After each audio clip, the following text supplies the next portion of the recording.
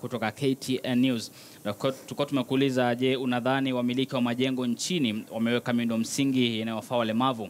Tutakuwa tunapata majibu, lakini hapa nisome jibu moja tu. Langat Banaba, la sababu bado walemavu wanapitia changamoto nyingi isiyofaa. Hapa huyu anasema walemavu bado wangali wanapitia changamoto nyingi zaidi. Na sasa mtazamaji, tuko naye Susan Mochache ambaye ni katibu katika Wizara ya Leba chini ya kitengo ambacho kinaangazia masuala ya jamii. Na hili swala ambalo tumeuliza, wamiliki wa majengo wanaangazia sana walemavu.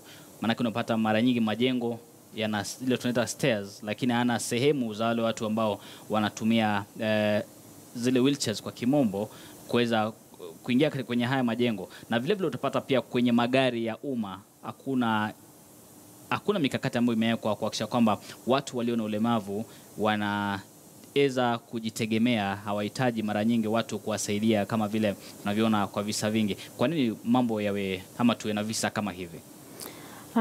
Labda niseme hivi kwamba unajua kila jambo linaenda polepole, yani linasonga mbele. Ni kama tuko katika safari ya kuhakikisha kwamba watu wanaoishi na ulemavu hawapati, yani tunaendelea tukipunguza changamoto zao.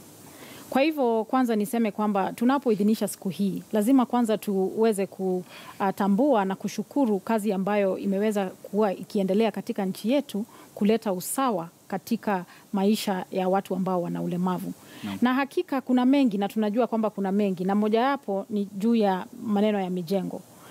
Ukiangalia sasa hivi katika nchi yetu, mijengo ambayo inatengezwa, yani mijengo ya umma, public, yani zile ambazo ni public buildings, zote sasa hivi ni lazima kwa kisheria ziweze kuwa na, yani kutenga sehemu ambayo mtu ambaye anatumia tuseme vile vifaa vya kuwasaidia ambao wana ulemavu wa kutembea. Na wale wajafanya vile mnaofanya nini? Kuna sheria ambazo zinaangaliwa na wizara ambayo inahusika na majengo. Lakini hata wewe ukiangalia sasa hivi nyumba zote zikitengezwa ama mijengo ina provide for zile access ramps. Na hata zile mijengo ambazo ni za kitambo pia hizo unaona kwamba zinakuwa modified ama zinatengezwa kuhakikisha kwamba hizo accessibility zinawekwa, yani zinakuwa provided for persons with disability.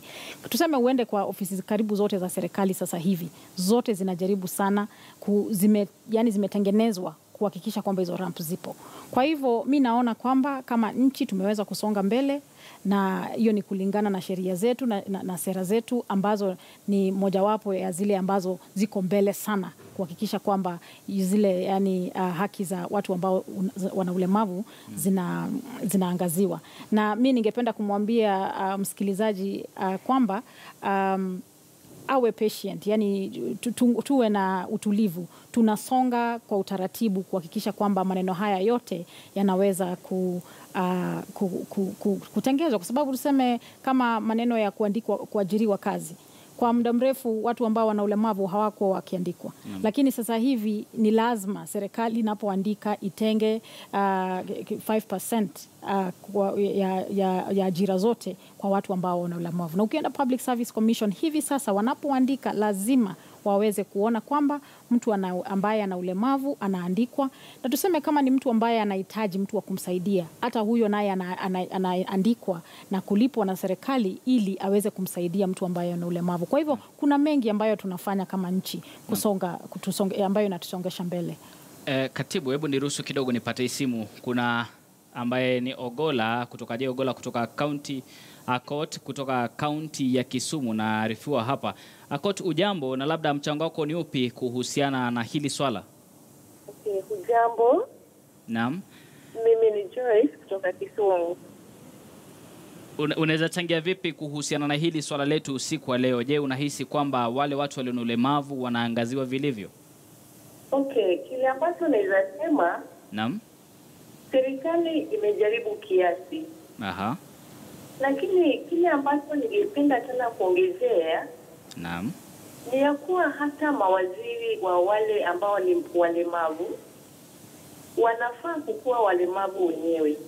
Naam.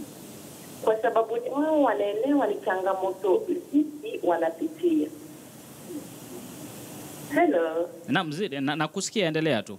Na tena neno lingine ni kuwa Naam. wao wenyewe wanafaa kwenda mashinani. Naam. Kwa sababu sio wote ambao wamefikiwa. Na tukiwafikia wote tunapata ya kuwa hao ambao wana changamoto ya ulemavu wengine wao ni wazuri kutushinda. Wanaweza kufanya maneno mazito kutushinda sisi ambao tuko na yale yote maumbile yetu yote kwa pamoja. Kwa hivyo unasema kwamba wanaangazia tu wale ambao wako mijini? Si ya kuwa ni mijini, lakini kile ambacho najaribu kusema hawafikii wote. Hawako katika sehemu za mashinani kabisa. Asante sana kwa mchango wako kuhusiana na hili swala. Umesikia pale huyu anasema kwamba iwapo basi tunahitaji haya masuala kusuluhishwa kuhusiana na ulemavu, lazima wale watu ambao wanaongoza hii sehemu ya walemavu wao ni watu walemavu wenyewe.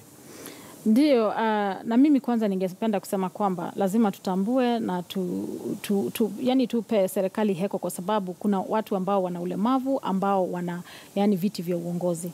Lakini nikija sasa katika ile kazi ya kila siku, wale maafisa ambao wanashughulikia maneno ya ulemavu, tuseme kwa widara, wale ambao ninafanya kazi nao, shughuli za watu ambao wana ulemavu inashughulikiwa ama inasimamiwa na assistant director ambaye yeye mwenyewe anaishi na ulemavu. Na pia ukienda katika council, ile National Council for Persons with Disability, ambayo ni parastatal ya serikali inayohusika na maneno ya watu ambao wana ulemavu, wale ambao ni board members wao karibu wote, in fact ni wote ambao wamechaguliwa wakiwa na ulemavu. Sababu hao ndio wanaweza elewa vizuri changamoto ya ulemavu na waweze kuchangia vyema juu ya mipango tofauti ya serikali ambayo inahusu watu wanao ulemavu. Halafu sasa ameuliza jambo lingine kwamba atufikii watu ambao wana ulemavu. Lakini wacha niseme hivi, tumeweza kusonga mbele sana, kwa sababu kama ni ile registration ya ili mtu aweze kupata ile cheti ya kuonyesha kwamba yeye ana ulemavu, na unajua cheti hiyo ndio inasaidia mtu aweze kupata zile services tofauti za serikali. Hata ukiwa na ile certificate unaweza kuleta gari bila kulipa ushuru, ama kuleta vifaa tofauti kuhusiana na ulemavu huo bila kulipa ushuru. Sasa ile cheti ilikuwa kwanza tulikuwa tunafanya usajili wake katika Nairobi peke yake. Lakini sasa hivi tuna maofisa ambao wanashughulikia jambo hili katika kaunti zote nchini, na tunaendelea kuongeza maafisa hawa. Kwa hivyo tumeweza kuwafikia. Na niseme pia, unapoangalia mradi kama huu wa Inua Jamii ambao unashughulikia watu ambao wana ulemavu, tumewasajili watu zaidi ya 1044 katika taifa nzima. Kwa hivyo tumejaribu kuenda chini na mashinani kufikia watu ambao wana ulemavu. Na kwa hivi sasa shughuli zetu zimefika katika county headquarters. Ningependa nikuulize hili swala tunapozidi kukamilisha. Umezungumzia kwamba hizi sherehe zitafanywa katika maeneo ya Nanyuki. Ndio. Kwanza kabisa, kwa nini Nanyuki? Na pili, utahakikisha vipi yule mtu yuko Tana River kule, yule mtu ambaye yuko katika mpaka wa Tanzania na Kenya ambaye ni mlemavu yuko upande wa Kenya, ameweza kufika kwenye hiyo sherehe ya Nanyuki, maana yeye labda hana uwezo. Okay. Kwa hivyo kwa nini, na mtawafikiaje wale watu kisha kwamba wote wale ambao ni ulemavu wanaweza kujumuishwa kwenye hizo sherehe? Kwanza kabisa niwaeleze kwamba maafisa wetu wako katika kaunti zote. Na wiki hii yote wako na shughuli tofauti katika kaunti zao. Na hivyo ndivyo idara imekuwa iki-observe siku hii. Tunahakikisha kwamba kuna sherehe at every county level. Kwa hivyo wale ambao wako sehemu tofauti watajumuisha katika hizo county function events. Alafu kaunti ya Nanyuki imechaguliwa kwa sababu huwa tunaenda kaunti tofauti. Kama mwaka uliopita tulikuwa katika kaunti ya Kwale. Tukienda katika kaunti ya Nanyuki, kuna pia ile changamoto ya ulemavu kupitia kwa shida kidogo ambayo ilikuwa kulikuwa na zile vifaa vya vita ambavyo vilikuwa vimeleta ulemavu katika jamii kadhaa za sehemu hiyo. Kwa hivyo hiyo pia ndio one of the reasons ambao tumepeleka huko, na pia ili tuweze kufikia Wakenya wote, kwa sababu tulikuwa Kwale wakati huo mwaka mwingine uliopita tulikuwa na sherehe hizi katika kaunti ya Kakamega. Kwa hivyo tunakuwa tunazunguka nchi nzima, na labda baada ya miaka 40 tutakuwa tumekuwa na sherehe hizi katika kaunti zote za Kenya. Kwa hivyo kila mwaka mnaenda katika kaunti tofauti ndio. Shukran sana mtazamaji. Huyu hapa amekuwa ni Susan Mochache ambaye bila shaka ni katibu katika Wizara ya Leba katika sekta ambayo inaangazia sana maslahi ya jamii.